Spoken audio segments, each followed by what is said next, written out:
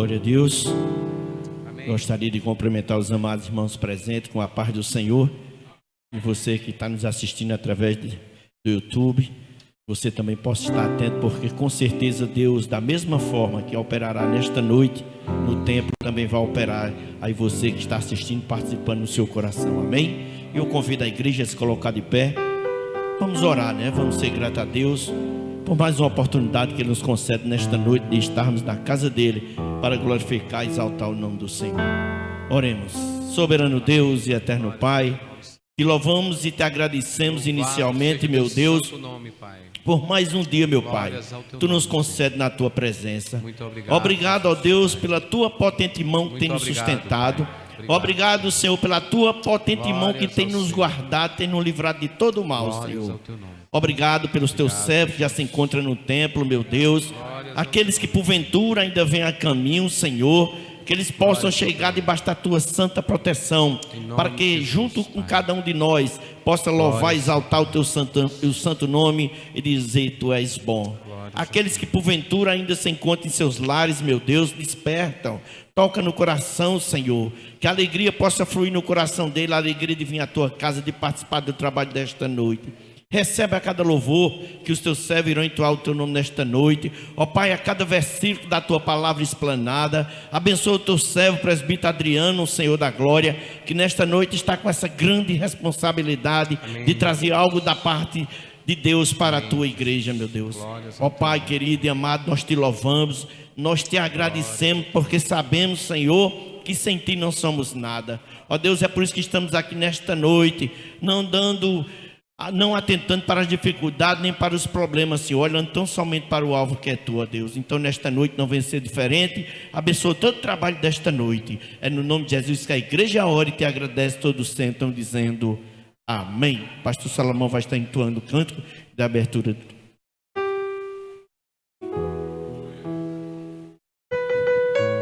A graça e a paz, amados, amém? Adorar a Deus é a melhor coisa que o ser humano pode fazer aqui neste mundo. Adorar o Deus vivo, o Deus verdadeiro. Há pessoas que não conhecem ainda Deus, como é o caso de muitos indianos. Ouvi o testemunho do pastor Irion. Ele disse que visitou aquele país, a Índia, e ali pelas 15 horas, 3 horas da tarde, ele estava com um intérprete. De repente ele percebeu que o dia estava escurecendo. Ele disse: o que está acontecendo? 3 horas da tarde, o sol assim, escurecendo. E o intérprete disse: olha, todo dia assim, a partir de 15 horas, então os adoradores começam a queimar incenso aos seus deuses. E ele perguntou: quantos deuses mais ou menos? Disse que, para assombro dele, o intérprete disse que ali havia 33 milhões de deuses. Meus irmãos, 33 milhões. Agora, o que é que eles adoram? Quem são esses deuses?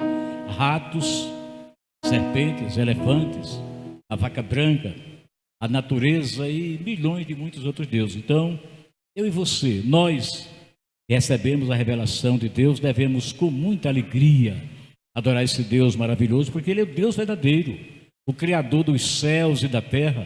Nós também somos criaturas suas.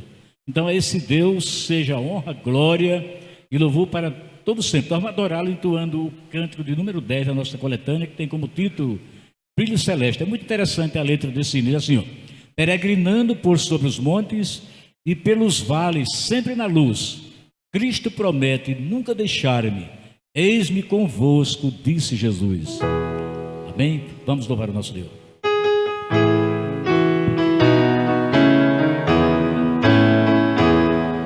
Peregrinando por sobre os montes e pelos vales, sempre na luz, Cristo promete nunca deixar-me, eis-me convosco, disse Jesus. A igreja: brilho celeste, enche a minha alma, glória do céu.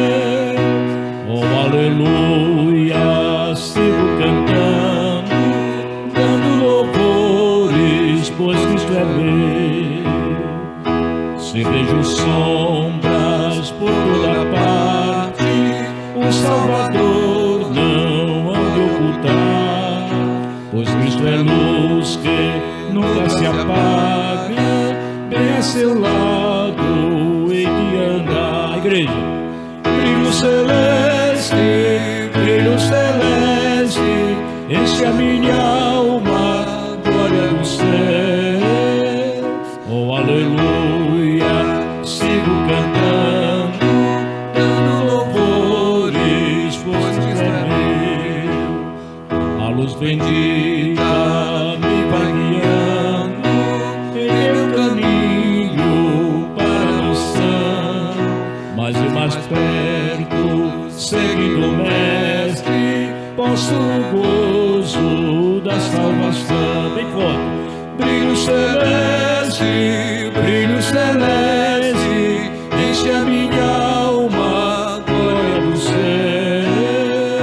Oh, aleluia, sigo cantando, dando louvores, pois Cristo é meu. Vamos ter mais um momento de oração. Orar em favor do filho do nosso irmão Rossano. Ele está enfrentando uma enfermidade que não é nada fácil. E Rossano vai amanhã viajar a Natal para... Tudo indica que talvez ele vai ter um transplante de medula e vai ser do pai, possivelmente. Então, vamos orar para Deus colocar a sua mão e que tudo concorra bem, que aquele jovem seja restaurado e logo, logo esteja aqui com o seu pai, agradecendo a Deus, amém, pela vitória. Orar também pelo pastor Dari, nosso colega aqui da Assembleia de Deus. Eu soube que ele hoje enterrou um filho. Ele já, não sei se ele já vinha doente. Eu vi a foto do rapaz já assim, abatido, como quem já vinha lutando com a enfermidade. Não é fácil para o pai, né, sepultar o filho. Curve a sua cabeça e oremos ao nosso Deus. Vamos orar pedindo que Deus conforte e console aquele seu servo. Pai Santo, sabemos que o Senhor pode todas as coisas e que o Senhor é o médico por excelência. Nesse momento invocamos a tua misericórdia para Ezequias, o filho do teu servo Rossano, Senhor. Estende a tua mão bendita sobre aquele jovem. O Senhor pode operar de uma maneira que talvez até não seja necessário fazer esse transplante, sabendo que o Senhor é o Deus dos milagres, o Senhor é o Deus das maravilhas. Quando o Senhor opera, não há quem possa impedir. E pedimos que tenha misericórdia daquele jovem, Pai. Também nesse momento pedimos que o Senhor conforte e console o teu servo Dari. Sabes que não é fácil a perda que ele experimentou hoje, meu Deus. Conforta o teu servo, seja com ele. O Senhor é aquele que nos momentos difíceis da nossa vida, o Senhor sempre ao nosso lado. É aquele amigo certo nas horas incertas. Portanto, Pai, entre com providência. Abençoa a continuação deste culto, é o que nós te pedimos, agradecidos com o perdão de nossos pecados. Em nome de Jesus, a igreja diz amém. Bendito seja Deus. Glória a Deus. Convido o presbítero Gilson para fazer a leitura desta noite, em nome de Jesus. Logo após o Ministério Louvor Adonai vai estar louvando e engrandecendo o nome do Senhor.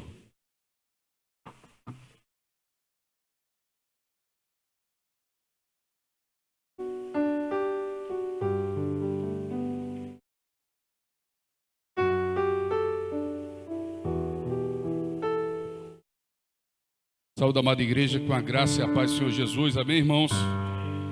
Glórias a Deus. Nós louvamos ao Deus Todo-Poderoso, o Deus que fez os céus e a terra. Amém? Vamos abrir a palavra do Senhor no Salmo 46. E que Deus continue abençoando a tua vida, a tua família, o teu ministério, em nome de Jesus. Começarmos uma semana cheia de Deus. E a vitória é certa, irmão Rossano, em nome de Jesus. Na tua família, na vida de cada um dos amados irmãos em Cristo Jesus. O Salmo 46, vamos ficar em pé, irreverente, a palavra do Senhor. A fé perfeita em Deus. Cântico sobre Alamote para o cantor entre os filhos de Corá. Amém? Bem conhecido esse salmo, mas a palavra de Deus se renova cada dia e está a falar aos nossos corações nesta noite. Deus é o nosso refúgio e fortaleza, socorro bem presente na angústia. Pelo que não temeremos, ainda que a terra se mude, e ainda que os montes se transportem para o meio dos mares, ainda que as águas rujam e se perturbem, Ainda que os montes se abalem pela sua braveza, há um rio cujas correntes alegram a cidade de Deus, o santuário das moradas do Altíssimo. Deus está no meio dela, não será abalada. Deus a ajudará ao romper da manhã. As nações se embraveceram, os reinos se moveram. Ele levantou a sua voz e a terra se derreteu. O Senhor dos exércitos está conosco. O Deus de Jacó é o nosso refúgio. Vinde e contemplai as obras do Senhor, que desolações tem feito na terra.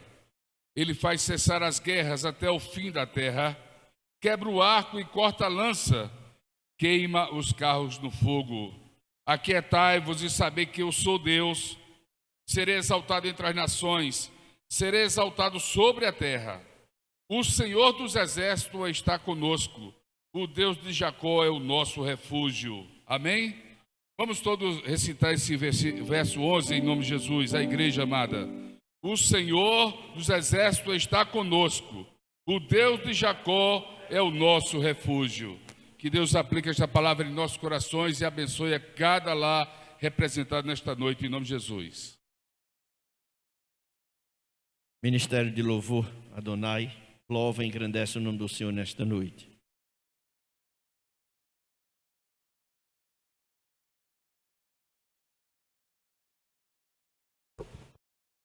Liga o microfone. Glórias ao Senhor. O Deus de Jacó é o nosso refúgio. Amém? É esse Deus em quem nós confiamos, em quem nós depositamos a nossa fé. É nesse Deus em quem nós oramos. É nesse Deus em quem nós confiamos. Então, não tenha medo, confie no Senhor.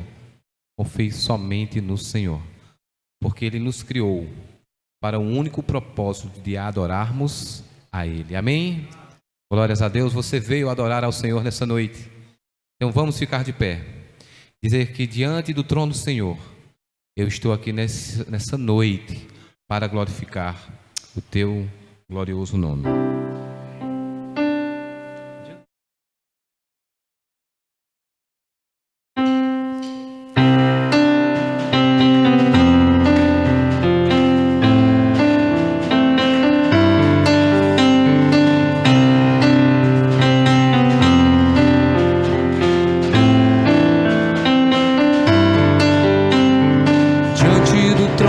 Senhor, quero levar meus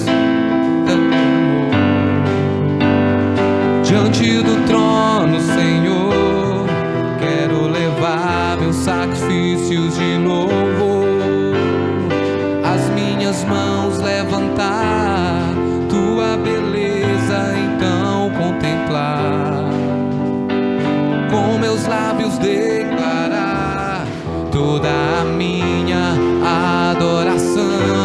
Declare, se não for para te adorar, para que nasci? Se não for para te servir, porque eu estou aqui. Sim, eu quero te adorar, te adorar. Se não for para te adorar, para que nasci? Se não for para te servir, porque eu estou aqui. Sim, eu quero te adorar, te adorar. Senhor, eu estou aqui.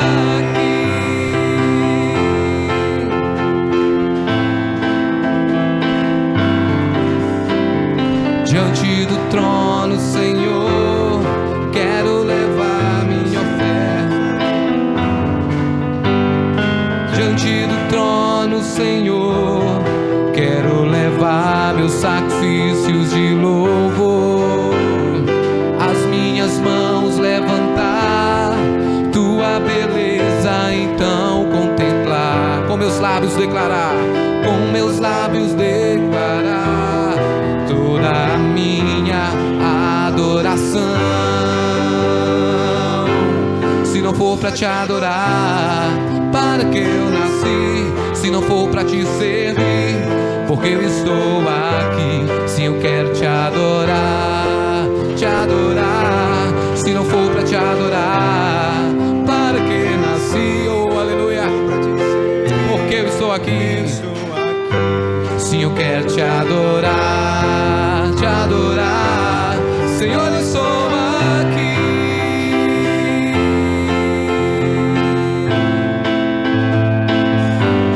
Senhor, eu estou aqui.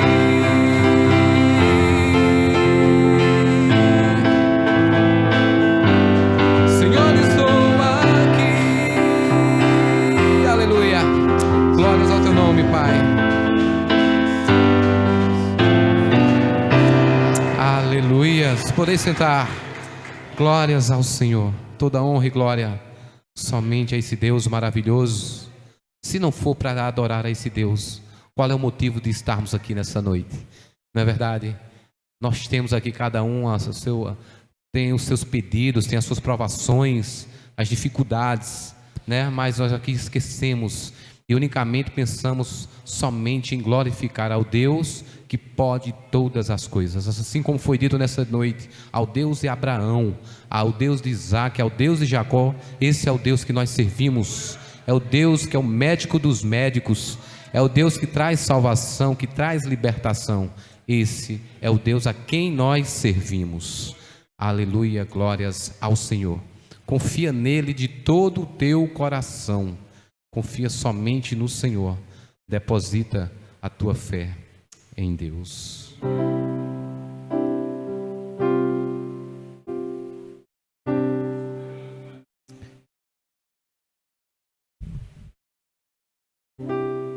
Hoje, quando estávamos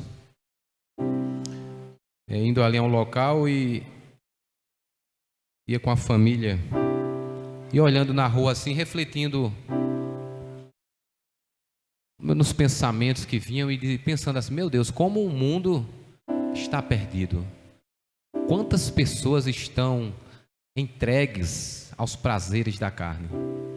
Passavam pelos bares, todos lotados, aquelas rodas ali de pessoas bebendo, conversando e ali fumando.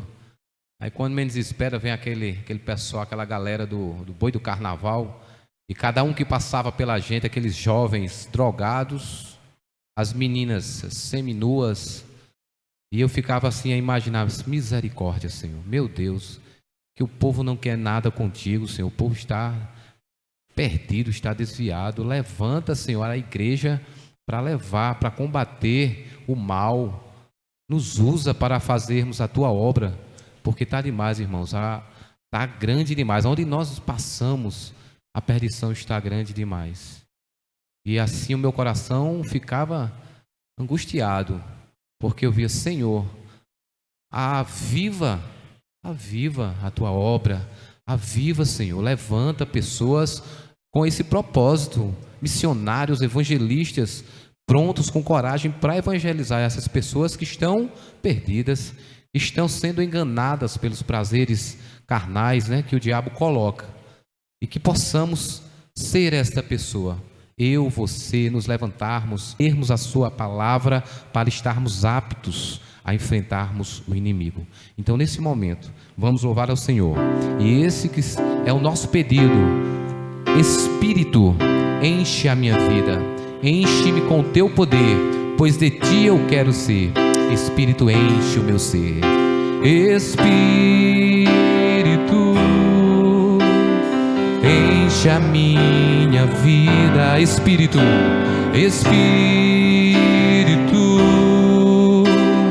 enche a minha vida.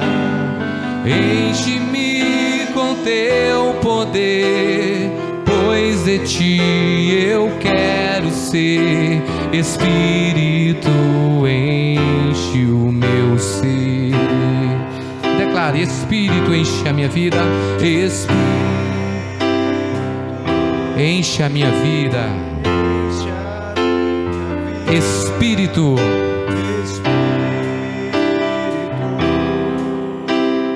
enche a minha vida. Enche-me com teu poder, pois de ti eu quero ser. Espírito, enche-o. Aleluia. Oh, glórias ao teu nome. As minhas mãos, aleluia, Espírito nos usa. E em louvor te adorar, o meu coração, eu quero derramar, Senhor, diante do teu altar. Aleluia. O Espírito enche a minha vida. Vai enchendo, Senhor. Enche a minha vida. Espírito, enche a minha vida. Enche-me com teu poder, pois em ti eu quero ser. Espírito, enche o meu ser. E as minhas mãos eu quero levantar, as minhas mãos eu quero levantar, e em louvor te adorar. Aleluia. O meu coração eu quero derramar diante do teu altar. As minhas mãos, a igreja.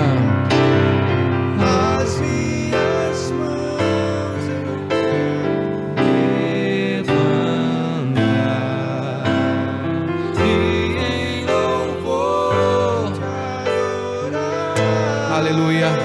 O meu coração eu quero derramar diante do teu altar. Mais uma vez, as minhas mãos eu quero levantar, e em louvor te adorar. O meu coração eu quero diante do teu altar, diante do teu altar, diante, aleluia. Oh Espírito Santo de Deus, nós queremos deixar no altar, Senhor, o nosso coração, as nossas vontades. Nós queremos deixar, Senhor, e unicamente nos enchermos de Ti, Pai. Glórias ao Teu nome, Senhor. Oh, aleluia, Pai. Senhor, nessa noite nós te pedimos, renova, Senhor, renova o nosso espírito, Senhor. Renova, Senhor, as nossas forças. Renova, Pai, renova em nome de Jesus. Tu sabes, ó Deus, que aqui tem pessoas que necessitam de Ti, Senhor, da Tua força. Pai, Tu sabes que aqui tem pessoas que necessitam da Tua paz. Senhor, aqui Tu sabes que tem pessoas que precisam serem libertas, Pai. Oh, em nome de Jesus, nós dizemos essa noite: renova-me, Senhor Jesus. Já não quero ser igual. Renova-me, Senhor Jesus. Põe em mim teu coração. Oh, porque tudo que há dentro de mim necessita ser mudado, Senhor, porque tudo que há dentro do meu coração necessita mais de Ti. renova-me, Senhor, renova-me, Senhor. Aleluia. Já não quero ser igual. Renova-me, Senhor Jesus. Põe em mim o teu coração. Põe em mim o teu coração. Porque tudo que há dentro de mim necessita ser mudado, Senhor. Porque tudo que há dentro do meu coração necessita mais de ti. Oh, porque tudo que há, porque tudo que há dentro de mim necessita ser mudado, Senhor. Porque tudo que há dentro do meu coração necessita mais de ti, necessita mais de ti, necessita mais de ti, necessita mais de ti, necessita mais de ti. Glórias ao Senhor.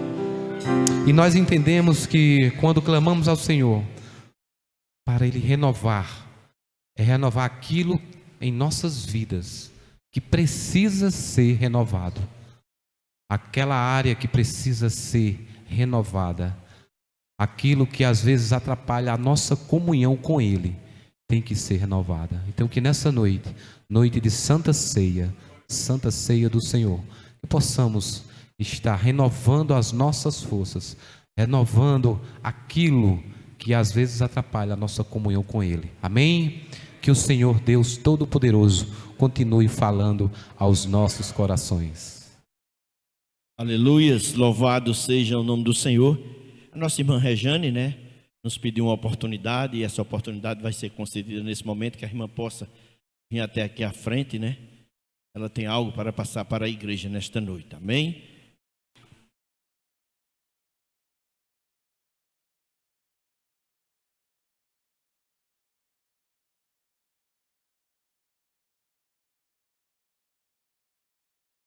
A graça e a paz.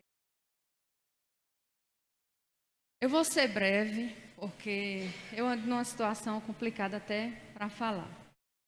Estou aqui agora porque Deus Todo-Poderoso é quem nos dá o sustento e me põe de pé todos os dias. Mas eu vim aqui também agradecer a hospitalidade com que o corpo do meu filho foi velado aqui na igreja.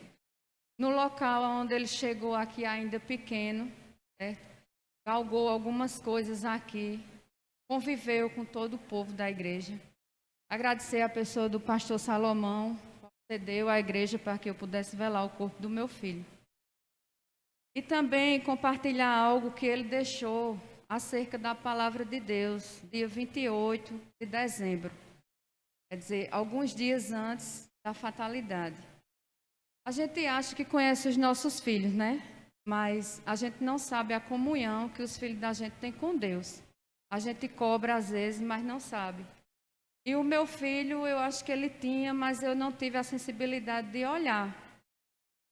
Mas, revirando as coisas dele depois do ocorrido, encontrei algumas coisas que ele deixou escrito. O caderno dele está cheio de coisas acerca da palavra de Deus e da confiança que ele tinha no Deus Todo-Poderoso, o qual nos sustenta, E eu não sabia que ele cria nesse Deus, ao qual eu creio, que me dá forças de seguir em frente. E eu tenho a certeza de onde o meu filho está. E tenho a convicção que foi Deus que o recolheu. Assim como Deus me emprestou ele durante 14 anos, eu sou grata a Deus por esse tempo que ele deixou que eu convivesse com meu filho, mas que ele não era meu, ele era do Senhor. Assim como os nossos filhos não são nossos, de Deus. Então eu vou ler só um pouquinho para ser breve, para não tomar o foco do culto. Ele colocou assim: Deus te ama, porque Deus amou o mundo de tal maneira que deu seu Filho unigênito para que todo aquele que nele crê não pereça, mas tenha a vida eterna. Ele colocou: porque Deus prova o seu amor para conosco pelo fato de Cristo ter morrido por nós ainda quando éramos pecadores. E ele colocou: todos somos pecadores, mas todos carecemos da glória de Deus.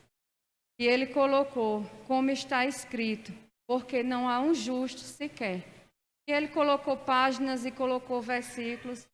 E o caderno dele está repleto de coisas acerca da palavra de Deus e desse Deus Todo-Poderoso, no qual eu tenho crido todos os dias. Porque, irmãos, não é fácil para mim a situação que eu estou vivendo agora. Eu perdi um pedaço que era meu, né? Quem já perdeu um filho, eu não sei, mas é uma dor terrível. Já perdi muitas coisas, mas... E outra, dar glória a Deus na dor é muito difícil. Mas eu quero continuar dando glória a Deus, porque eu sei que foi Ele quem levou o meu filho. E eu sei que Ele está gozando de coisas muito melhores do que aqui na terra. E eu sou grata a Deus por isso. E eu agradeço a todos os irmãos, a toda a ajuda que foi me dada naquele momento de dor. Sei que tem muita gente orando por mim, orando pela minha casa, pela minha família. E eu vou continuar agradecendo a Deus, mesmo na dor, mesmo na tristeza. Agradecendo ao Deus Todo-Poderoso. Ele é o único. Eu não vim aqui falar do meu filho, não, porque aqui a glória é de Deus. E a glória é para Deus. Meu filho já não está mais nesse plano, então a glória é para Deus. Eu vim só falar acerca do que ele cria em Deus. Mas aqui a glória é de Deus, não é do meu filho. Tem que ser para Deus. Eu agradeço a oportunidade. Amém, né, amados? Louvado seja Deus. Vamos continuar orando pela irmã Rejane. Sabemos que não é fácil, mas eu agradeço a Deus porque estou vendo nela a força que está vindo de Deus, né? Que Deus continue fortalecendo, que não é fácil, como a irmã disse, mas Deus está no controle de tudo, né? E quero aproveitar,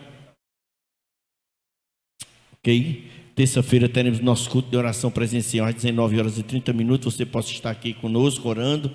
Já aproveitando, pedir as orações dos amados irmãos para o meu filho Rony.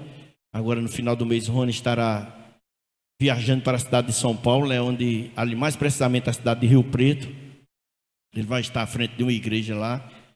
E vocês sabem que o coração dos pais já fica apertado, né? Os nossos filhos que nunca saíram de perto, mas é o trabalhar de Deus. Com 17 anos de idade, ele recebeu essa promessa. E veio orando até agora, e Deus assim confirmou. Recebeu esse convite, Deus ali já providenciou uma casa, já providenciou a escola do menino. E ele vai viajar agora dia 25, dia 26 desse mês. Rony estará indo para São Paulo, mais precisamente para Rio Preto, né? Vai estar à frente da igreja da Assembleia de Deus. Os amados irmãos orem por Rony, por Raquel e Mateus, tá certo? Quinta-feira teremos nosso culto de doutrina às 19h30, culto presencial, é escola, é estudo bíblico. A quinta-feira, 19h30, estudo bíblico. No domingo estaremos aqui de novo, culto de louvor e adoração ao nosso Deus. Amém? Vocês continuem orando pela toda a programação, porque nesse final de semana teremos presbitério do nosso ministério. Sexta-feira, à noite, teremos o culto aqui, né, pastor? Com a participação das demais igrejas que pertencem a esse ministério. Sexta-feira, 19h30. E no sábado estará reunido aqui, né, o conselho e alguns irmãos que vão estar à frente do departamento. Amém? Que Deus continue nos abençoando, nos guardando, livrando de todo mal. E agora eu convido as crianças para estar louvando, enquanto o diácono faz o recolhimento dos dízimos e das ofertas. Amém?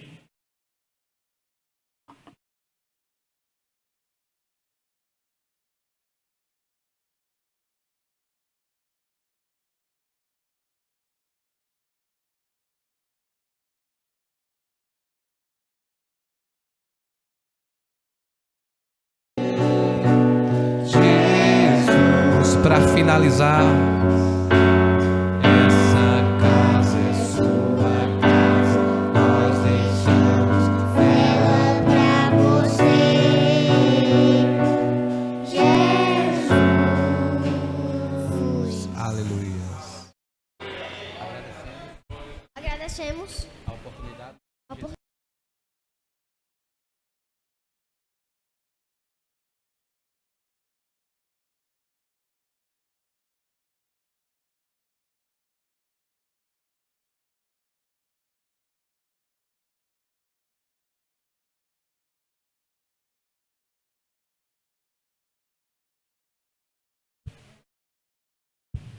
Graça e paz, amados irmãos.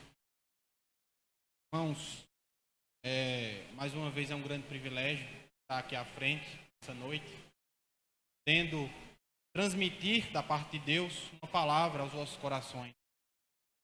Não é nada fácil estar aqui em posição de preeminência diante dos meus irmãos, mas me coloco aqui como um vaso dentro da mão de Deus e peço que Ele me use para atingir os vossos corações. Chamou muita atenção o testemunho da irmã aqui na frente, da irmã Rejane, muito impactante para todos nós que somos pais. Uma condição de maturidade cristã grande da parte dela, dizer as coisas que importa também corações, ao sentir a força da fé dessa mulher, que Deus possa cortar o coração dela, que ela possa saber que nós todos estamos em oração, que Deus tem um propósito das coisas. Hein? Abram as vossas Bíblias, meus irmãos, em Mateus, no capítulo 15. A leitura de hoje será dos versículos 1 até ao versículo 20. Amém? Mateus 15, versículo 1 ao versículo 20. Em oração e escolher uma porção da palavra para falar nunca é fácil, né? Acho, como vários teólogos também acham, que a melhor forma de ler a palavra de Deus é de forma corrida. Nós pegássemos aqui livros inteiros para estudar, do começo até o fim, porque escolher porções é sempre uma função bastante ingrata para aquele que fala. Mas eu me propus nessa noite a trazer uma palavra aos irmãos em cima desse texto, sob a ideia do falso cristão. É possível haver um falso cristão? Daí a pergunta hipotética fundamental que nós vamos aqui tentar descobrir da boca do próprio Cristo. Hein? Então assim diz a palavra de Deus. Mateus 15, 1 ao 20. Então, vieram de Jerusalém a Jesus alguns fariseus e escribas e perguntaram: por que transgridem os teus discípulos a tradição dos anciãos? Pois não lavam as mãos quando comem. Ele, porém, lhes respondeu: por que transgredis vós também o mandamento de Deus, por causa da vossa tradição? Porque Deus ordenou: honra a teu pai e a tua mãe. Quem maldisser o seu pai ou a sua mãe, seja punido de morte. Mas vós dizeis: se alguém disser a seu pai ou a sua mãe, é oferta ao Senhor aquilo que poderias aproveitar de mim, esse jamais honrará seu pai ou a sua mãe. E assim invalidas a palavra de Deus por causa da vossa tradição. Hipócritas, bem profetizou Isaías a vosso respeito, dizendo: este povo honra-me com os lábios, mas o seu coração está longe de mim. E em vão me adoram, ensinando doutrinas que são preceitos de homens. E, tendo convocado a multidão, lhes disse: ouvi e entendei. Não é o que entra pela boca o que contamina o homem, mas o que sai da boca, isto sim contamina o homem. Então, aproximando-se deles, os discípulos disseram: sabes que os fariseus, ouvindo a tua palavra, se escandalizaram. Ele, porém, respondeu: toda planta que meu Pai Celestial não plantou será arrancada. Deixai-os. São cegos guiando os cegos. Ora, se um cego guia outro cego, cairão ambos no barranco. Então lhe disse Pedro: explica-nos a parábola. Jesus, porém, disse: também vós não entendeis ainda? Não compreendeis que tudo o que entra pela boca desce para o ventre e depois lançado em lugar escuso? Mas o que sai da boca vem do coração. E é isso que contamina o homem. Porque do coração procedem maus desígnios, homicídios, adultério, prostituição, furtos, falsos testemunhos, blasfêmias. São estas coisas que contaminam o homem, mas o comer sem lavar as mãos não contamina. Amém? Meus irmãos, para expor, tentar desvendar a resposta para a pergunta fundamental, que é: existe falso cristão? Eu didaticamente reparti esse texto em 3 partes. A primeira parte, que será a introdução da problemática. Depois, desenvolvimento, vai tratar da caracterização que seria o falso cristão e também a refutação de Jesus Cristo aos fariseus e doutores da lei, a todos os que o estavam e aos seus próprios discípulos. E a conclusão do texto. Amém? Jesus aí estava falando, ensinando multidão. Nós não sabemos o número de pessoas que aí estavam. Mas, provavelmente eram pessoas pobres, pessoas simples, pessoas do povo. Ele estava aí, provavelmente, perto do lago de Genezaré. Se vocês tiveram leitura síncrona da Bíblia, verão que um pouco mais atrás, Jesus estava perto desse lago, é chamado de mar, o lago de Tiberíades, mar da Galileia. Jesus, portanto, estava na Galileia, dista ao norte, mais ou menos 100 quilômetros de Jerusalém. E de Jerusalém, capital da província romana da Palestina, subiram para ter com Cristo, e aí vocês voltem os olhos ao texto, deixem sempre suas Bíblias abertas, porque essa leitura será no método expositivo.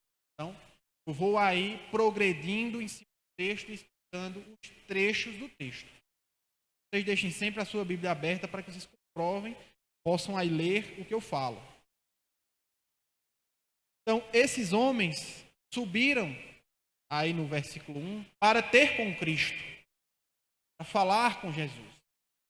E como vocês comprovam aí, eles subiram para quê? Para aprender de Jesus? Para fazer alguma pergunta instrutiva para aqueles que escutavam a Jesus? Ou seja, uma pergunta instrutiva a Jesus, para que Jesus pudesse ter a ocasião de instruir a todos? Não. O texto deixa claro que eles subiram até a Galileia para ter com Jesus, para fazer-lhe uma pergunta que o colocaria sob prova. Então a ideia desses homens aí, eram eles sendo doutores da lei, instruídos na lei mosaica, os profetas, os livros sapienciais, livros, a tradição diz que vieram de Davi. Estes homens subiram até a Galileia para colocar Jesus no lugar dele. Para confrontar Jesus e demonstrar que eles eram instruídos na lei, instruídos na palavra e que, portanto, Cristo não os podia resistir. Eles subiram a Galileia para desautorizar a Cristo diante daqueles que o escutavam. Porque a fama de Jesus estava se espalhando. A fama de Jesus era de um pregador diferente. As pessoas viam em Cristo não só um homem que conhecia da lei, sem ter passado pelas escolas rabínicas, mas viam em Cristo um homem que tinha autoridade na sua palavra e que vivia o que pregava. Então, estes homens subiram a Galileia e fizeram a seguinte indagação a Jesus Cristo. Aí está no verso 2.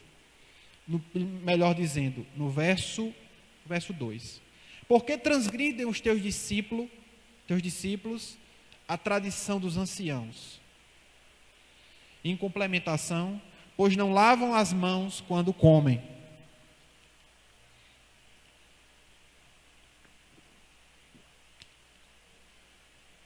Meus irmãos, a partícula tradição dos anciãos aí, nós podemos dar um exemplo dela, né? O que seria a tradição dos anciãos? Em Êxodo 16, 29, por exemplo. Se vocês voltarem suas Bíblias lá em Êxodo, no livro de Êxodo,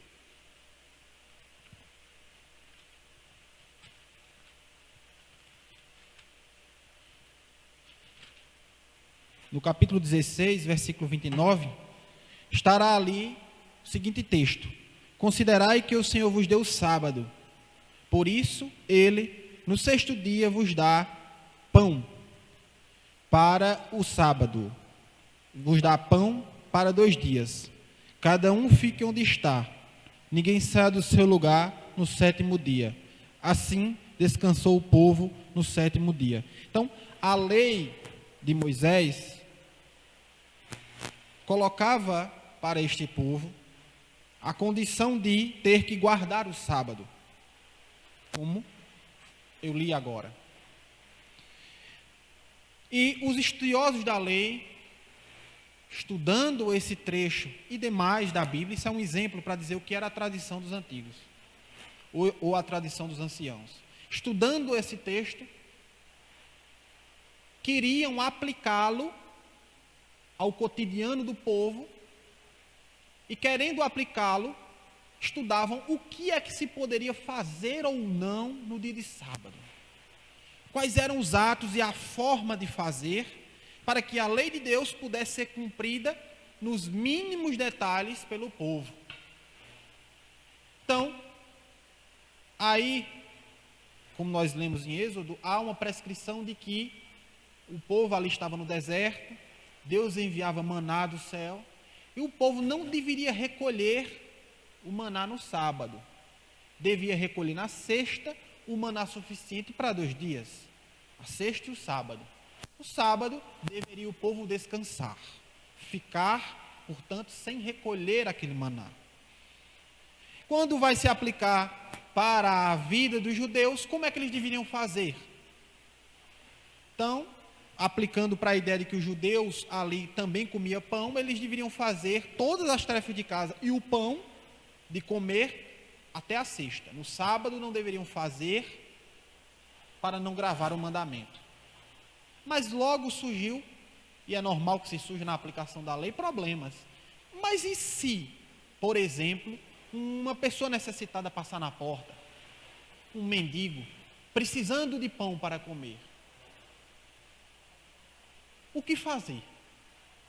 Pegar o pão, sair de dentro de casa e entregar esse mendigo para que ele possa comer, ou seja, uma pessoa necessitada, não necessariamente um mendigo? Deixar esta pessoa necessitada morrer de fome, ou abrir a porta e deixar que essa pessoa necessitada dentro na sua casa e pede o pão ela mesma, para não gravar o mandamento? E os doutores da lei ficaram, isso é um exemplo, ficavam dias e dias, e haviam correntes em Jerusalém que ficavam discutindo a maneira correta de cumprir esse mandamento. No tempo de Cristo, se vocês forem estudar os rabinos, o mais famoso bíblico é Gamaliel, né? Que é citado na Bíblia, diz que Paulo foi criado aos pés dele. A escola de Gamaliel dizia que a forma correta de cumprir esse mandamento seria que o dono da casa pegasse esse pão, fosse até a janela, estendesse a sua mão e o desse à pessoa necessitada, que de lado de fora da casa pegava esse pão e poderia comer. Se fizesse assim, estaria cumprindo a lei, não se estaria, portanto, em pecado ou gravando a lei de Deus.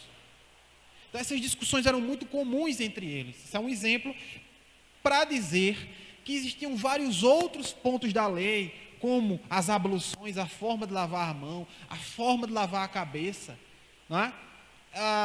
O comer o porco, como é que se podia atestar que a carne que eles comiam era carne realmente de origem verdadeira, realmente de origem não imolada aos ídolos, o que eles chamam de carne kasher. E eles, portanto, ficavam perdendo muito tempo na discussão de como cumprir a lei nos seus mínimos detalhes. E isso era a tradição dos anciãos. Era o cumprimento ou a doutrina do cumprimento da lei nos seus mínimos detalhes de forma oral. Então eles acusam a Cristo porque os discípulos dele pegavam o pão e comiam em dia de sábado, e no caso aqui, essa outra parte aqui, sem lavar as mãos, que é o segundo ponto, mas tem outra parte que inclusive eles pegavam as espigas e comiam no dia de sábado mesmo, porque estavam com fome. Eles acusavam Jesus e diziam, os meus discípulos, eles não observam essa tradição, não observam, portanto, esse ensinamento de como cumprir a lei, que são os rabinos que estatuíram. Eles estão errados. Você não se diz um mestre verdadeiro? Você não se diz um conhecedor da lei? Você não diz-se um conhecedor da doutrina? Por que os teus discípulos erram? E aí está a pergunta que eles fizeram para tentar a Cristo, para colocá-lo diante da parede, ou contra a parede. Então, meus irmãos, eu queria grifar mentalmente com vocês uma palavra, a palavra piedade. Piedade. A palavra piedade carrega o significado da ideia de reverência, de extremo respeito às coisas separadas, consagradas para Deus. Uma pessoa que é piedosa, no sentido doutrinário da palavra, não é só uma pessoa que aparenta singeleza, aparenta humildade, não se exalta, não é só isso. Pessoa pia é a pessoa que é extremamente reverente, respeitosa pelas coisas de Deus. Esses homens, os fariseus e os doutores da lei, eram reconhecidos pela piedade, ou pela suposta piedade com que agiam. Estes eram aqueles que gostavam de andar nas praças públicas e serem reverenciados ou cumprimentados. Eram aqueles que gostavam de andar na rua e, diante do templo, orar em alta voz, para que as pessoas escutassem as suas orações públicas. Eram aqueles que tinham na orla das suas vestes pequenos trechos do Antigo Testamento fixados, para que todos soubessem que eles eram cumpridores. Então eles eram pessoas supostamente pias. Eles não eram ímpios ou impios, mas aparentemente. Agora vamos progredir no texto para as refutações de Jesus Cristo. Como Cristo se defendeu dessa acusação? Como O nosso Salvador, quando esteve em terra, quando ele andou por aqui nessa existência, nesse plano material, como ele respondeu a essas pessoas, dirigindo-se a 3 grupos: a eles mesmos, ao povo que o escutava e aos seus discípulos. Cristo responde-os a partir do 4, a partir do versículo 3, responde-os dizendo assim: por que transgredi vós também o mandamento de Deus, por causa da vossa tradição? Vejam, meus irmãos, que Cristo respondeu a eles fugindo da discussão enfadonha acerca da tradição. Ele não se filiou a corrente alguma, ele não gastou tempo em dizer como é que o mandamento tinha que ser cumprido, se de uma forma ou de outra, também não negou o mandamento, mas não gastou tempo na discussão doutrinária de como cumprir esse mandamento nos minimíssimos detalhes. Ao contrário, ele refutou a esses homens dizendo que em muitas ocasiões a tradição deles contrariava a lei de Deus. Portanto, restabelecendo a lei, a palavra dos profetas, ao seu lugar de superioridade à tradição. A tradição deles era falha, podia falhar. A interpretação deles acerca das antigas escrituras do Antigo Testamento era falha e podia falhar. Mas a lei, ela não falha. E foi ela que Cristo utilizou para refutar a acusação deles. E prosseguindo, Cristo diz: está escrito, honra a teu pai e a tua mãe. E isso pode ser visto em Êxodo 20:12, Êxodo 21:17, Levítico 29, e nós vamos ler Deuteronômio 5:16. Todas essas citações são citações que atestam que a lei diz explicitamente o que Cristo disse: honra teu pai e a tua mãe. Assim está em Deuteronômio 5:16. Honra a teu pai e a tua mãe, como o Senhor teu Deus te ordenou, para que se prolongue os teus dias e para que te vá bem na terra que o Senhor teu Deus te dá. Amém? Então, Cristo, citando aí as Escrituras, diz que a lei diz isso, explicitamente diz. Porém, o que é que a tradição deles, a tradição dos rabinos, a tradição dos doutores da lei, diziam a respeito deste mandamento? Prossigamos na leitura. Mas vós, no 5, dizeis: se alguém disser a seu pai ou a sua mãe, é oferta ao Senhor, aquilo que poderias aproveitar de mim, esse jamais honrará seu pai ou a sua mãe. E assim invalidas a palavra de Deus por causa da vossa tradição. Então, a interpretação dos doutores da lei no tempo era de que a regra de honrar pai e mãe, e honrar aí tem vários sentidos, mas o honrar que Cristo coloca aqui, que também é um sentido da palavra honrar em vários outros lugares da Bíblia, é honrar financeiramente, é você socorrer o seu pai e sua mãe quando eles estiverem em calamidade, em situação de dificuldade. Normalmente isso acontecia com todas as famílias na velhice dos pais. Naquele tempo não havia previdência, pública ou privada, como nós temos hoje. Naquele tempo era comum, era mesmo uma regra, que as famílias fizessem o quê? Os mais novos trabalhassem, os filhos trabalhassem e sustentassem os seus pais na velhice, quando já estavam velhos e não podiam mais trabalhar.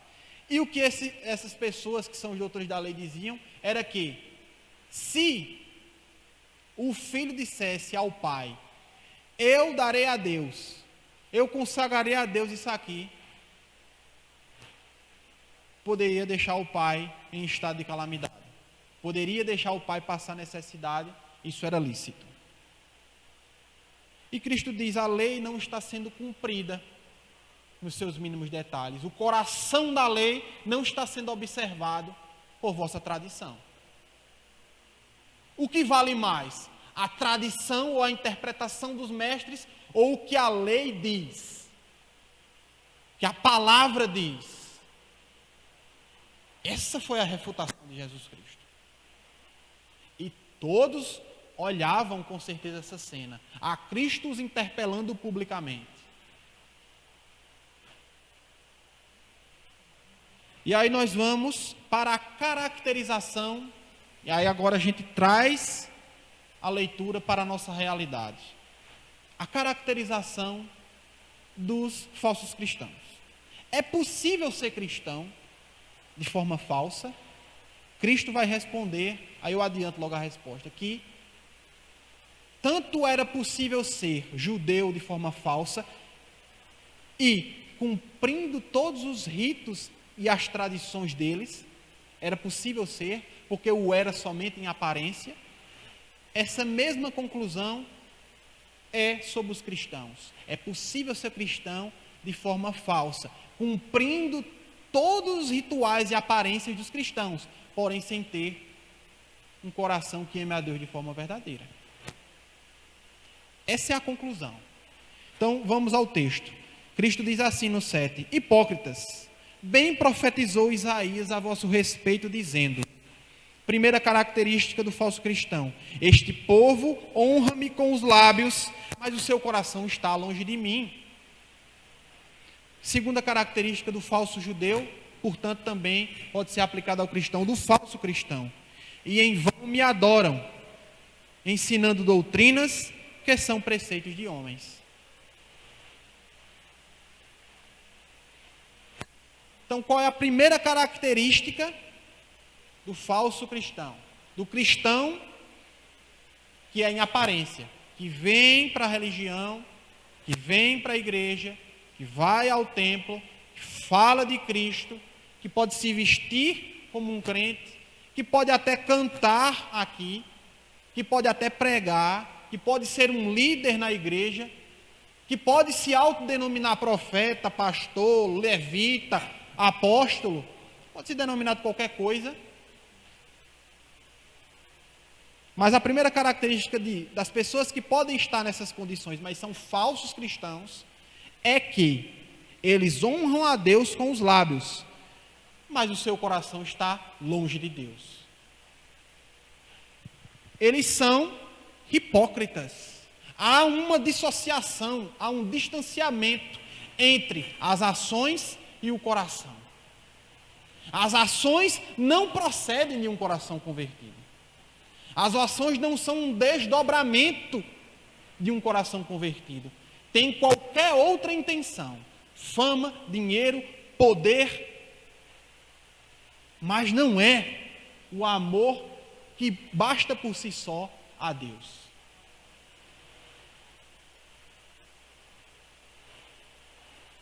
Segunda condição, ou a segunda característica da pessoa que parece cristã, a todos que o veem.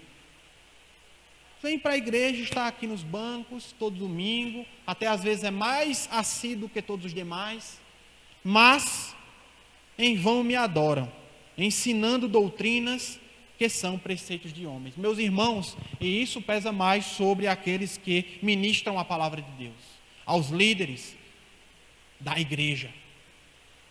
Se os líderes da igreja, se aqueles a quem é dado sublime oportunidade e grande honra de pregar a palavra de Deus e alimentar o seu povo, se nós fizermos isso, sem nos esmerarmos em explicar a palavra de Deus ao povo nos seus mínimos detalhes, para que o povo compreenda o que foi que os apóstolos disseram, se nós não nos esforçarmos em alimentar o povo com a palavra de Deus somente, sem levar vocês a compreender o que os apóstolos disseram, qual é a mensagem deles, porque somente eles foram inspirados pelo Espírito Santo para trazer a revelação.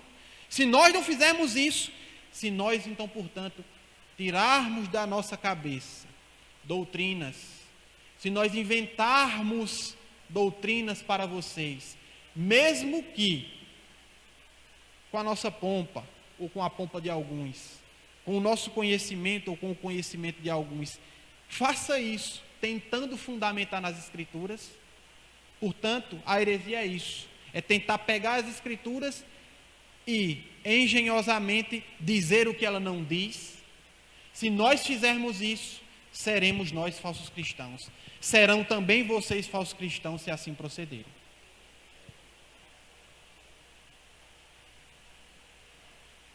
Então, Jesus passa a refutar eles à multidão. No 10. E tendo convocado a multidão, disse-lhes: ouvi e entendei. Não é o que entra pela boca o que contamina o homem, mas o que sai da boca, isto sim contamina o homem. Isso, portanto, era uma contradição, um contra-ensinamento contra o ensinamento da tradição dos judeus, que ensinavam o contrário disso, que o que colocava-se na boca do homem, sendo aquilo impuro, tornava o homem impuro. Ele, portanto, desautorizou os chefes fariseus diante do povo. E o fez porque Jesus tem muita cautela, cuidado e amor com o povo. Mas ele é muito duro e desautoriza os maus cristãos, os falsos cristãos, principalmente quando estes são chefes do povo de Deus, pastores do rebanho. Os desautoriza. E voltando-se para os discípulos, agora a partir do 15, vocês vão mais à frente no 15, Jesus explica a Pedro o seguinte, porque Pedro fez uma pergunta a Cristo dizendo: explica-nos esta parábola. Vejam, os discípulos nesse nível, nesse estágio em que eles estavam, ainda não tinham o Espírito Santo plenamente sobre eles, Pentecostes não havia acontecido, eles ainda viam a Cristo com olhos humanos muitas vezes, não eram capazes de ter uma fé constante, a fé deles era vacilante, os ouvidos deles muitas vezes escutavam a Cristo, mas não entendiam o que o Senhor falava. E Pedro faz a seguinte pergunta: mestre, explica-nos essas parábolas que tu acabas de nos dizer. E Cristo diz: vocês também não entendem. Não se tratou de parábola, se tratou de um ensino direto e literal. E ele, portanto, termina por explicar, no 18. Mas o que sai da boca vem do coração, e é isso que contamina o homem. Porque do coração procedem os maus desígnios, homicídios, adultérios, prostituição, furto, falso testemunho e blasfêmia. São essas coisas que contaminam o homem. Mas o comer sem lavar as mãos, não. Mesmo que você não pratique nenhuma esses pecados que Cristo falou, o texto inteiro coloca como centro da boa ação o coração do homem. Se você pratica qualquer outra coisa que tenha aparência de coisa boa, aparência de piedade, mas isso não provém de um coração convertido, não é pelos motivos corretos, quais sejam o de dar glória a Deus e de se sentir contente nele e nele somente, estes atos também serão maus. A doutrina de Cristo é muito mais perfeita e é muito mais difícil de ser cumprida do que a doutrina dos fariseus. É muito mais difícil. Certa vez Pedro disse a Cristo: então é impossível. Como é que o homem vai se salvar, mestre? E Cristo diz: ao homem isso é impossível, mas a Deus isso é possível. E, portanto, eu parto para a conclusão do texto, pelo avançar da hora. Queria eu falar aqui muito mais aos irmãos, poder alimentar vocês com a palavra de Deus, fazer com que vocês se mantenham acordados no mundo de trevas. Mas eu parto para a conclusão. E Cristo diz no 12, a partir do versículo 12: Então, aproximando-se dele os discípulos, disseram: Sabes que os fariseus, ouvindo tua palavra, se escandalizaram. Cristo dispara: toda planta que meu Pai Celestial não plantou será arrancada. Deixai-os. São cegos guiando os cegos. Ora, se um cego guia outro cego, cairão ambos no buraco. A conclusão de Cristo é dura. A conclusão de Cristo é firme. A conclusão de Cristo, ela é mais dura do que um diamante. Dizem que é a pedra mais dura da natureza. Ele não diz: vão atrás dos fariseus, vão atrás deles e tentem convencê-los a me seguir. Cristo diz: deixai-os, eles são cegos, guiando outros cegos. Meus irmãos, aqui está uma doutrina difícil, mas que é uma doutrina bíblica, de que Cristo veio salvar aos seus escolhidos. Isso é muito duro, e muitos cristãos e várias linhas do cristianismo palpitam em dizer isso. Não é fácil dizer isso, porque é excludente, e porque muitas pessoas, ao ouvirem isso, se chocam. Mas é isso que está plasmado nas folhas da Escritura. Aquele que o Pai me deu, estes vêm a mim, e de maneira nenhuma os lançarei fora. Assim, nem os cegos errarão o caminho. Porém, aqueles que não foram escolhidos, estes não crerão. Estes não abrirão o seu coração. Estes não entenderão a palavra de Deus. Estes tais, deixai-os. Eles são cegos guiando os cegos. Todos eles cairão no buraco. A palavra de Deus é dura, meus irmãos. Eu digo isso tremendo. Eu não digo isso aqui com felicidade no meu coração. A palavra de Deus é dura como o mármore. E nós que estamos na igreja, estamos sendo chamados de cristãos e temos o grande privilégio de escutar dele os seus ensinamentos, precisamos fazer-nos a pergunta: nós somos cristãos de verdade? Nós realmente temos um coração convertido ao nosso Messias, ao nosso Machia, ao nosso Salvador?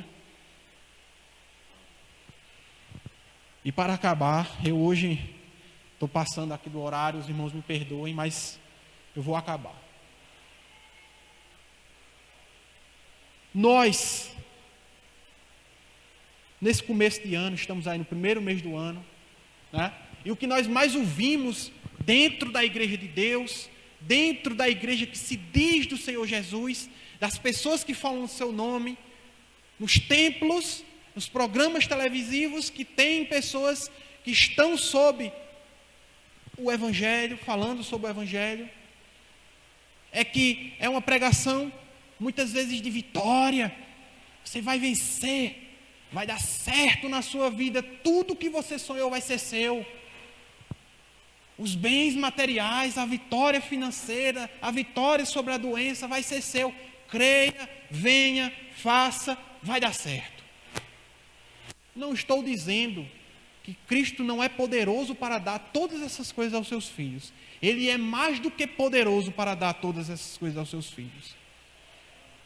Mas há algo mais importante do que todas essas coisas, que é que o coração do homem não seja mais um coração de pedra, mas seja um coração de carne. Que o coração do homem se converta e tenha o seu contentamento em Cristo e em Cristo somente. Se Cristo não for a medida do teu coração, Ele não for tudo em todos, quão grandes serão as tuas trevas? Na igreja, e o exemplo que a igreja nos trouxe, o exemplo da vida, não vou nem andar pelos séculos históricos, vou aqui parar nesses homens mesmo, nos apóstolos, naqueles que foram constituídos diretamente por Cristo quando Ele esteve na terra, chamando-os pessoalmente. Estes homens, nenhum deles foi rico, nenhum deles. Somente um morreu de morte natural, todos os demais foram mortos de forma violenta. Todos eles careciam de onde morar, do que comer e de bens materiais. Estes homens foram amaldiçoados por Deus? Isso que eu pergunto aos meus irmãos queridos. Estes homens, que para mim estão na galeria dos heróis na fé, sobre os quais Pentecostes genuinamente desceu em Atos 2. Estes homens que foram os canais que Deus preparou e escolheu para nos trazer a sua palavra, nenhum deles foi rico. Onde está a prosperidade deles então? Se você perguntasse a cada um deles, eu não vou aqui entrar nos textos para poder finalizar essa mensagem, eles diriam: a nossa grande bênção, a nossa grande vitória, a nossa riqueza, o nosso ouro, a nossa prata, está em que nós conhecemos a Cristo de forma verdadeira e Ele encheu em nós o vazio que existe em nossos corações. E nós cremos nele e por isso nós somos felizes e temos vida, e vida em abundância. Oh, meus irmãos, como é difícil e dura a palavra de Deus. Mas Cristo, Ele mesmo falou, os judeus, eles procuram um sinal. Os gregos procuram por inteligência. Mas quando o Filho do Homem foi soerguido no madeiro, Ele atrairá os seus discípulos. Ele os atrairá. Quando nós olhamos a pobreza de Cristo, quando nós olhamos a sua morte, que não é nada glorioso para os homens morrer, quando nós olhamos a fraqueza de um homem que foi dilacerado pelos açoites, pelos pregos, o mundo vê naquilo como os romanos viam, é a mesma teoria, a teoria de sempre, derrota. Onde está o título acadêmico desse homem? Onde está aí a riqueza desse homem? Onde está aí o seu poder e a sua soberania? Ora, passou um na frente da cruz e disse: Ele é o Messias, que desça daí, salvou a tantos, por que ele não se salva a si mesmo? Desça e nós creremos, porque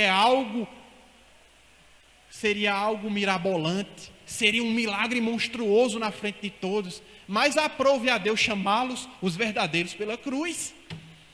Aprove a Deus chamar os verdadeiros pela loucura da palavra, pela loucura da pregação. E somente aqueles que tiveram e têm o coração convertido conseguem, diante dessa palavra, se ajoelhar e bendizer. Porque aqueles que não têm o coração convertido, para estes, a palavra será dura, enfadonha e causará comichão em seus ouvidos. Meus irmãos, fechem os olhos para que nós possamos orar.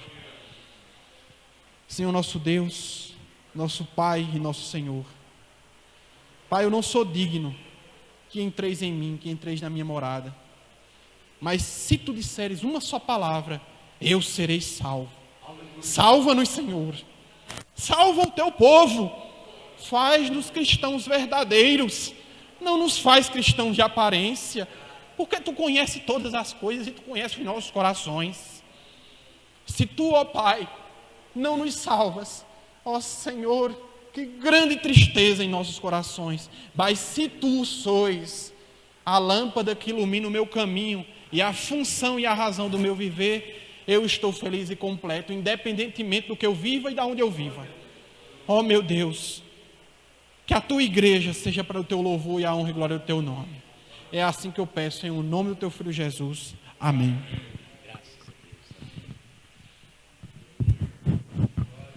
Bem, graças a Deus por essa palavra. Abra sua Bíblia, amados irmãos. Nós vamos agora passar a ministração da ceia. Capítulo 26 de Mateus. Aleluia. Já convidamos os presbíteros Gilson e Adenilson a se aproximar aqui da ceia, da mesa, para juntos bem celebrarmos esse ato sagrado. Mateus 26, de 26 em diante. Enquanto comiam, Jesus tomou um pão e, o abençoando, partiu e deu-lhe aos discípulos, dizendo: comei, isto é o meu corpo. A seguir tomou um cálice e, tendo dado graças, o deu aos discípulos, dizendo: bebei dele todos, porque isto é o meu sangue, sangue da nova aliança, derramado em favor de muitos, para a remissão dos pecados. Amém? Os amados irmãos, aqui no texto lido, nós vemos um momento de transição.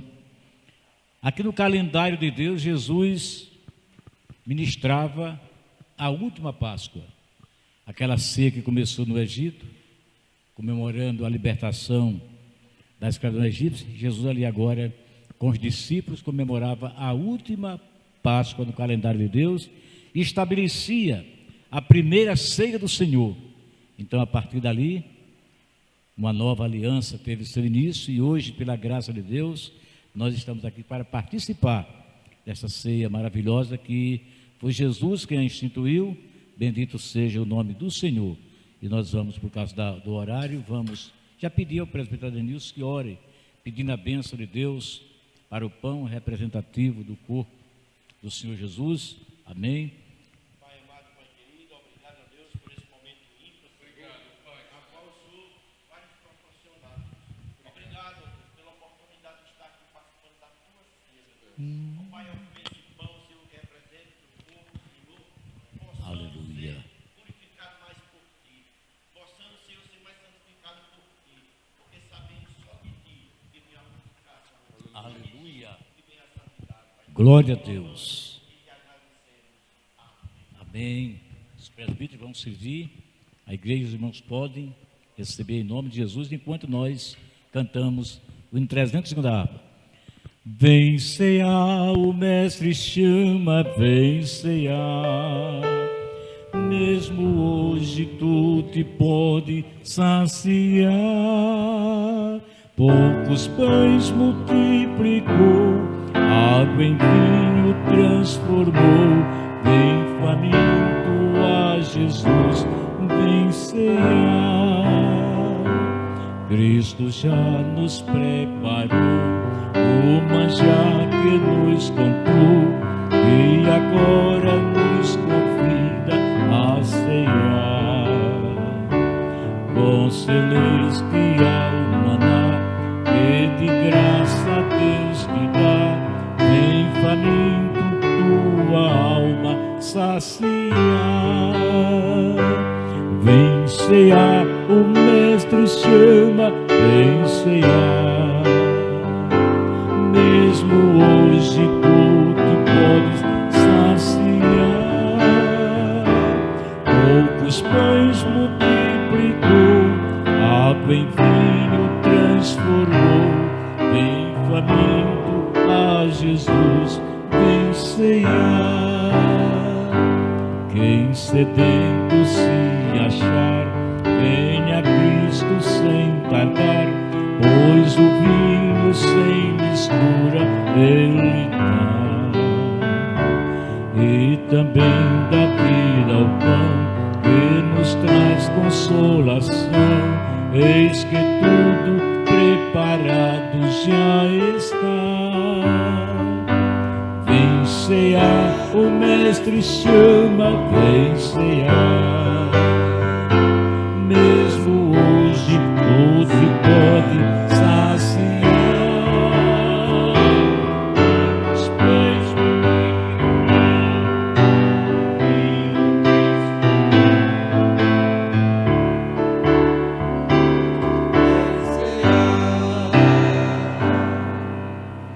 Aleluia.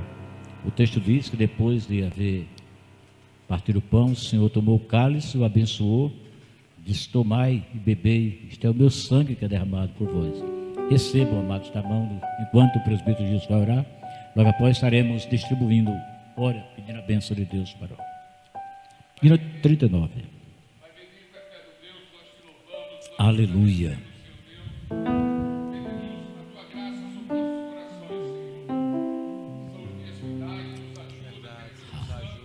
Aleluia.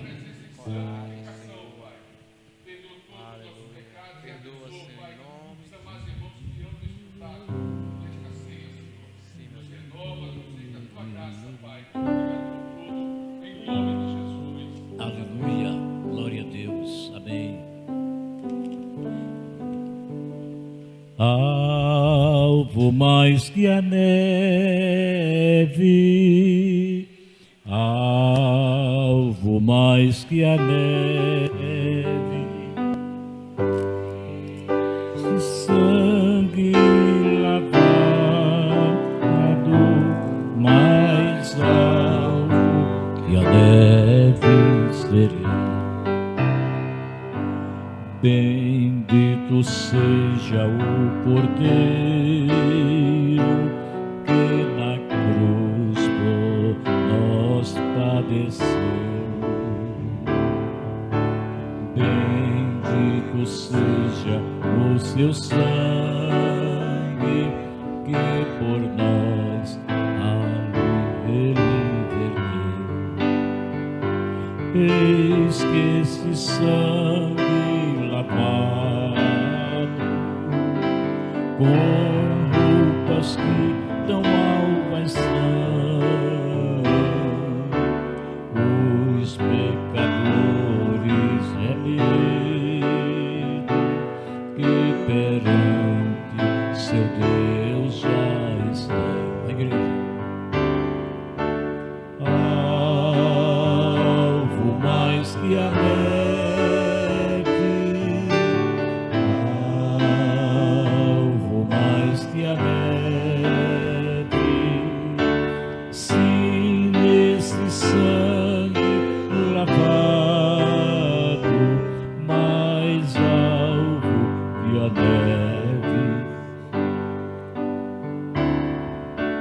quão espinhosa coroa que Jesus por nós suportou. Oh, quão profundas as chagas que nos provam quanto Ele amou. Eis nessas chagas pureza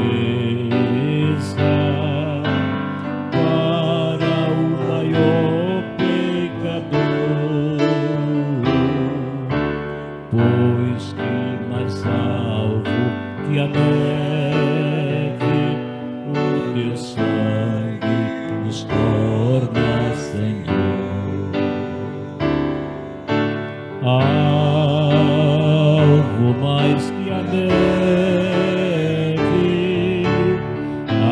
alvo mais que a neve, sim, este sangue lavado, mais alvo que a neve ser. Fiquemos de pé, amados. Vamos orar, agradecendo a Deus por essa oportunidade ímpar de participarmos de mais uma ceia. Não esqueçam, terça-feira, culto de oração, quinta-feira, estudo bíblico, amém? Pai Santo, nós te louvamos, agradecidos pela tua bondade e por nos teres concedido a oportunidade de mais uma vez nos encontrarmos aqui no templo como adoradores para prestarmos, Senhor, este culto maravilhoso a ti. Recebe, pois, Senhor, esse nosso sacrifício, perdoa os nossos pecados, fortalece, Pai, a nossa fé cada dia. Desperta o teu povo, aqueles que estão, Senhor, conformados com este mundo. Ó Espírito de Deus, faz um mover maravilhoso. Desperta, desperta os que estão dormindo, meu Deus. Abençoa os teus filhos, abençoa, Senhor, os bens dos teus servos. bens móveis e imóveis. Guarda, Senhor, protege, não permita que o homem mau, que o maligno, que o ladrão se aposse daquilo que o Senhor concedeu ao teu povo. Nos concede uma noite, Senhor, abençoada, um sono reparador.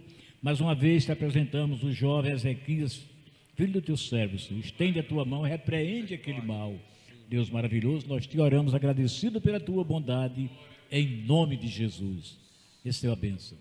E que a graça de nosso Senhor Jesus Cristo, que o amor de Deus, o nosso eterno Pai, que a comunhão, o poder e as doces consolações do Espírito Santo sejam convosco, irmãos, hoje para todos sempre. E a igreja confirma comigo. Amém. Uma semana abençoada para todos, no nome santo e maravilhoso de Jesus.